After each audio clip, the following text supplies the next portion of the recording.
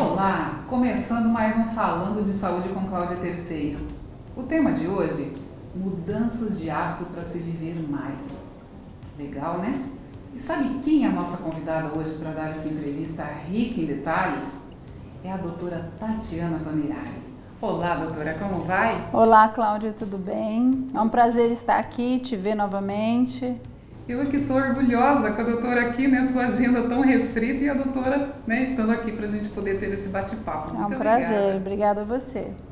Doutora, a sua formação? Sim, eu estudei medicina na Faculdade de Medicina de Petrópolis, cursei toda a especialização de endocrinologia no Rio de Janeiro, capital, no Hospital Servidores do Estado. Aí depois eu passei no título de especialista, peguei, né, que é o último dos troféus que a gente faz na medicina, e aí voltei para Maringá para praticar e clinicar endocrinologia e metabologia. Doutora, eu tenho uma pergunta que foi a campeã que eu recebi para fazer para você. Por que a gente vai tendo mais idade e vai ganhando peso e vai ficando muito difícil de perder peso, doutora? Isso é uma verdade. Quanto mais a gente vai ganhando idade, mais difícil fica para emagrecer. E isso se pronuncia a partir dos 30 anos, mas vai ficando mais evidente a partir dos 40 e assim sucessivamente. Isso tem muito mais a ver com a nossa composição corporal do que o nosso corpo é formado, a relação entre a gordura e o músculo que a gente tem no corpo do que a idade em si. Claro que a idade, quanto mais idade, isso vai pesando, mas ali na meia idade, 30, 40, 50 anos, isso tem relação direta com a gordura e com o músculo. Então, o que acontece na verdade? Quando a gente vai envelhecendo, a tendência do nosso organismo é perder músculo e ganhar gordura. Se a gente não fizer nada para isso, uma forma ativa de prevenir isso vai cada vez no automático aumentando mais. Então, por exemplo, para o pessoal de casa entender, se você pegar uma menina de 30 anos, uma mulher de 30 anos, que foi a vida inteira sedentária, depois você pega uma mulher de 50 anos, que a vida inteira fez exercício físico, com certeza a mulher de 50 anos, a possibilidade dela de ter um metabolismo mais rápido do que a de 30, porque ela foi forjando, não foi perdendo músculo e sempre foi estimulando isso.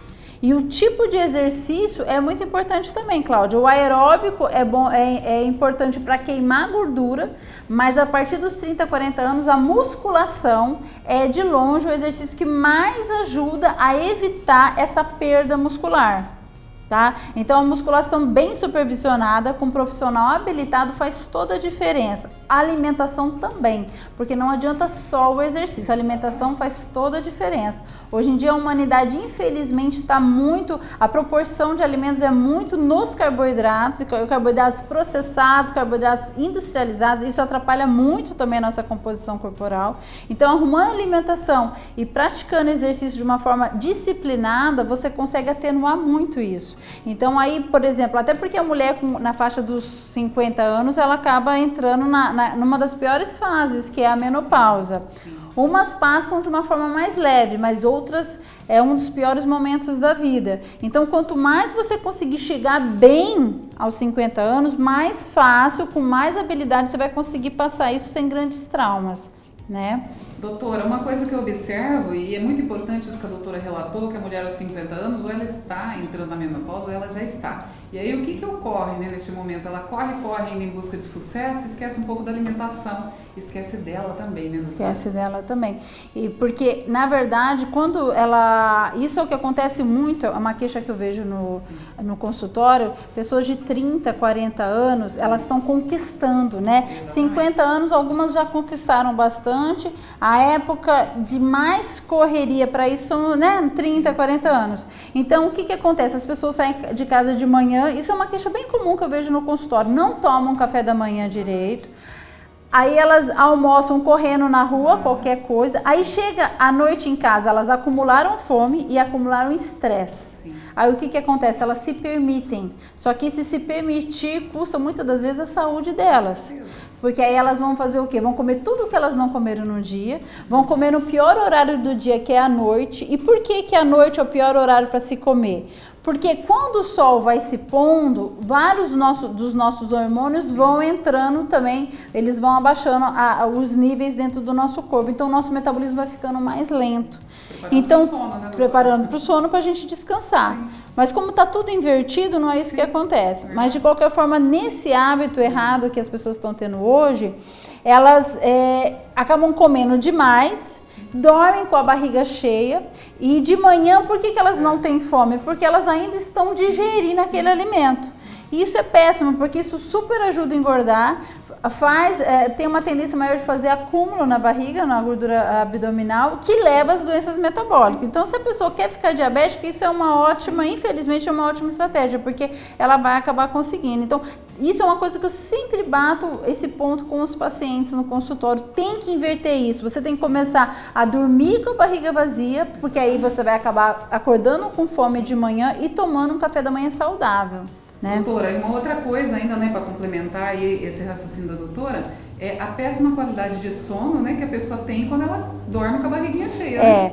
E isso é bem importante, porque só de você não dormir direito, Cláudia, isso daí já faz engordar. Já é comprovado que as pessoas que têm profissão noturna, médico, enfermeira, segurança, todas as pessoas que às vezes não dormem direito durante a noite, elas ganham às vezes de 4 a 5 quilos no ano. Por quê? É muita coisa.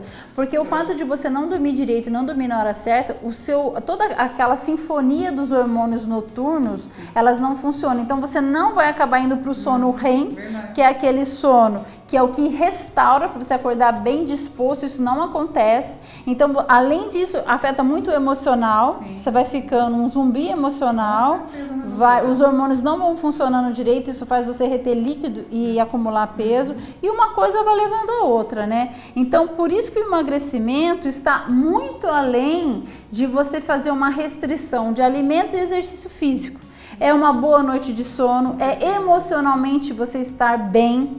Se você tem problemas emocionais que você não está conseguindo resolver, terapia, psicólogo faz toda a diferença. Porque você sabe que para você encarar um processo de emagrecimento, você tem que estar com a cabeça em dia. Porque é difícil, a gente tem que sacrificar mentalidade. E se você não estiver saudável emocionalmente, a mesma área ali cerebral das emoções, ela está muito junto com a área da alimentação. Por isso que a comida acaba sendo muitas das vezes comida conforto, uma válvula de escape. Então, se a pessoa também não arrumar isso, ela não consegue manter um emagrecimento sustentado. E que, na minha opinião, é o que mais é diferenciado hoje em dia emagrecer. Porque emagrecer, muita gente emagrece. Às vezes você pega uma dieta de internet, uma coisa meio radical aqui ou ali, você emagrece. Mas você se manter magro, aí mostra que realmente você mudou a mentalidade, você entendeu realmente tudo isso que a gente está falando aqui. Sim. Que emagrecimento é muito mais do que olhar no espelho e ver um corpo magro. É uma coisa de saúde, de bem-estar que começa na cabeça. É um grupo de atitudes, né? É um grupo de atitudes. São vários pilares, sim, né? Não existe uma atitude só. Você vai fazendo... E isso vai fazendo um fio da meada. Você começa com um ponto de disciplina, quando você vê, vai com outro, e vai tratando o emocional também. Né? Aí toda a família, ainda mais quando a mulher, né, a mulher da casa começa, ela acaba daí toda a família entrando nisso também, porque você pode reparar, geralmente os filhos comem o que a mãe come, porque é a mãe que é a provedora do alimento, que está sempre ali. Então, se a mãe tem bons hábitos, automaticamente os filhos, a tendência, né, pode escapar outro que é criança, tem adolescente e tal, mas a base, regra geral, é boa. Doutora, uma dúvida, é verdade que existem algumas doenças, né, relacionadas aí à tua especialidade, que se o paciente procurar a sua ajuda no início, tem como você reverter o quadro? Sim, é verdade. Não em todos os casos, mas numa quantidade significativa acontece. Tipo, exemplo, diabetes mellitus tipo 2. Porque às vezes quando você faz a glicose do paciente, ela tá uma glicose de 80, 90 tá normal. Aí você dosa uma insulina, um Romabeta, uma hemoglobina glicada, que são outros exames mais aprofundados para você ver esse diabetes tipo 2, aquele diabetes mais comum que acomete as pessoas depois de 30, 40 anos, cada vez está vindo antes, né? E você vê ali já alterações significativas que você vê que o pâncreas dela, o organismo já já está sendo forçado e que se ela não mudar os hábitos de vida, não tem erro, ela vai acabar passando e desenvolvendo diabetes. Então, só aí já dá para você reverter. Aí, arrumando a alimentação, fazendo os exercícios adequados, mudando muito o estilo de vida, você cuidando de toda essa área, substituição de alimentos, porque hoje em dia não precisa mais se passar fome, Cláudia, para ficar magro, para ficar saudável. Hoje em dia é questão de substituição de alimentos, você fazer um equilíbrio também, para você ter uma vida boa também, porque a vida, né, se você... Eu não acredito na radicalidade, eu prego o equilíbrio. Sim. Eu acho que quanto mais você equilibrar e trocar as coisas de forma que você consiga ser saudável, conviver, confraternizar com a sua família, com seus amigos, sem ter sempre uma comida diferente que você tem que levar. Não, você pode entender como você se alimenta e fazer as escolhas certas na quantidade certa e se manter saudável. E muitas das vezes, às vezes a pessoa já desenvolveu um pré-diabetes, uma glicose de jejum de 100, 110, 120, até 130, quando já é o diabetes mesmo, e se ela realmente pegar firme em todos esses pilares, ela consegue reverter. Às vezes não para o resto da vida, mas, por exemplo, se ela está desenvolvendo um diabetes com 35, 40 anos, ela consegue empurrar isso para 70 anos, ela empurra lá na frente, entendeu? E mesmo assim deixa a doença pequena, né? Sem grandes problemas. Outra coisa que eu vejo muito comum no consultório são essa geração de 30, 40 anos, homens novos, e que você dosa testosterona e a testosterona do homem está baixa, não é? Eles são muito novos ainda, sim. E isso tem a ver com excesso de peso, com sedentarismo, com o tipo de comida que se alimenta, porque hoje em dia as pessoas comem muito produtos, não alimentos, são coisas totalmente diferentes. Isso que eu ia perguntar para você, doutora. E os produtos estão encharcados de conservantes, corantes, tudo com uma química violenta, mais do que, eu estou falando mais do que o açúcar, a gordura e o sal, eu estou indo ainda para as substâncias químicas, isso está alterando realmente os hormônios no corpo do ser humano, que aí a gente já seria assunto para um outro vídeo, que são os disruptores hormonais, mas para a gente voltar aqui ao tema, o que acontece? Os homens vêm com a testosterona baixa e o médico não pode ser afoito quando o homem é novo, você tem que explicar, mostrar tudo para ele, e muitos dos pacientes, quando eles arrumam vários quesitos aí, essa testosterona volta a aumentar e ficar nos valores ótimos espontaneamente assim, né, a pessoa mudou os hábitos, mas sem remédio, sem reposição. Outra coisa também é o hormônio da tireoide, TSH, hipotireoidismo. Às vezes o TSH, o hormônio da tireoide, ele oscila para cima, porque a tireoide, principalmente o hipotireoidismo, tem muito a ver com o emocional. Bastante, né, doutora? Eu creio que todas as doenças têm, mas a tireoide tem isso bem documentado já. Então, altera, você conversa com o paciente, muda hábitos, arruma também o emocional. E geralmente, quando eu pergunto para o paciente a primeira oscilação que dá do hormônio, ele sempre fala, ó, doutora, eu tive um problema sério emocional, um trauma, alguma coisa. E aí você espera um pouco, vai trabalhando com o paciente. Em uma quantidade significativa de casos, esse hormônio normaliza sem precisar repor o hormônio.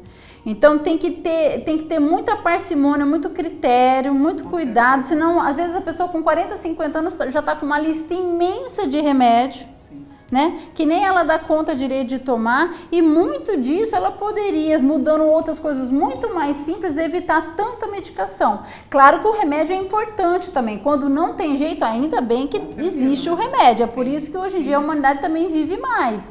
Só que a gente tem que ter o discernimento exato aonde é remédio e aonde é estilo de vida.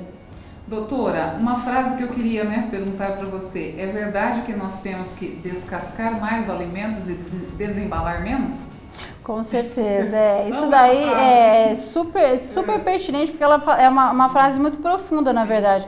E por que a gente descasca menos alimentos? Porque dá muito trabalho, gasta muito tempo, a gente quer gastar tempo às vezes com outras futilidades, entretido em outras coisas, e não dá prioridade, porque realmente tem que ter prioridade, porque a nossa saúde tem muito a ver com o que a gente come, com certeza, né? Então, e essa história do fast food, fast fashion, tudo esse fast que está matando a humanidade, no sentido que às vezes também, vou até criar aqui a gente vive mais, mas com que qualidade de vida também? Exatamente. Né? Doutora, eu sei que é até polêmico o que eu vou falar para você agora, e a vocês que estão nos acompanhando, principalmente as mães, mas doutora, me corta o coração quando eu observo aquelas mães que só oferecem produtos industrializados para os filhos. É triste triste, então, porque na verdade tem que tratar a mãe primeiro, sim, né? Sim. Porque às vezes ela tá tão emocionalmente destruída, tão emocionalmente fragmentada, que ela não tem nem energia para ir lá e fazer comida para os filhos e tal, porque tem que, aí que eu te falei, tem que estar, para você encarar uma alimentação boa, você tem que estar bem emocionalmente, não é? Senão é muito mais fácil, o videogame, o celular, não é? E pronto, delega, né? Hoje em dia não precisa mais as crianças, infelizmente, se então quase sozinha. se criam. Então isso daí, e é muito da mãe realmente, e do pai também, né? Porque hoje em dia as mães fazem tripla jornada, então os homens também têm que ajudar as mulheres, porque elas também saem de casa, trabalham, então eles têm que fazer o papel deles dentro de casa também e ser tudo uma harmonia, né? Amei isso, doutora. Ué. Vocês homens que estão nos acompanhando, prestaram atenção? Doutora, muito bom. Doutora, muito obrigada pela sua companhia aqui. Igualmente. Né? Pena, gente, que aqui o relógio corre, ele passa muito rápido, tá?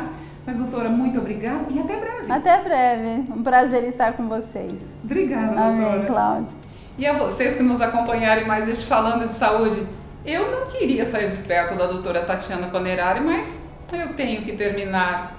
Muito obrigada pela sua companhia, a você mamãe, a você papai, presta atenção qual tipo de alimento você está oferecendo para o seu filho. Parece simples? Você está definindo como será a saúde dele e também a sua. Obrigada e até o próximo!